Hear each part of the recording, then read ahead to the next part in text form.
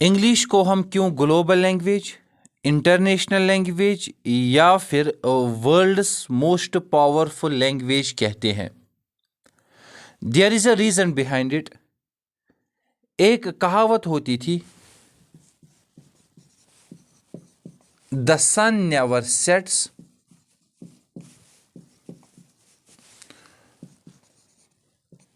Over the British Empire. ये quote 1922 में लिखी गई है। आपको याद होगा 1922 में जो दुनिया की लार्जेस्ट एम्पायर थी ना, यानी कि लार्जेस्ट किंगडम थी ना, वो थी ब्रिटिशर्स की। द लार्जेस्ट एम्पायर या हम किंगडम कह सकते हैं, वो किन की थी? वो ब्रिटिशर्स की थी। दुनिया में जितनी भी ज़मीन थी उसका 25% एरिया ब्रिटिश एम्पायर के कब्जे में था। ठीक है ना? 25% of the area was under the control of British Empire at this time. The British Empire once ruled over a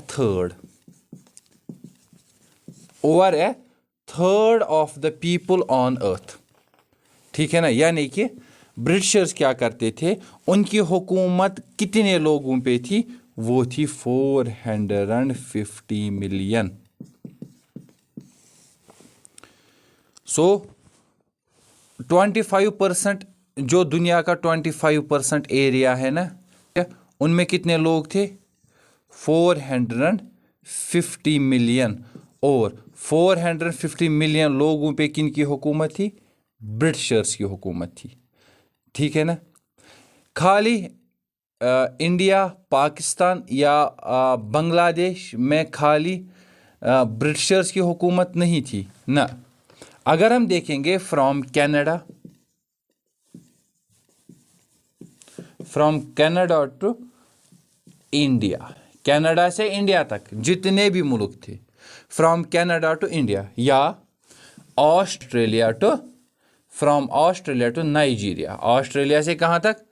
Nigeria तक, या फिर कैरेबियन से साउथ अफ्रीका तक, उन सब लोगों पे ब्रिटिशर्स की हुकूमत थी। ठीक है ना? वो लोग कितने थे? 450 मिलियन। ठीक है ना?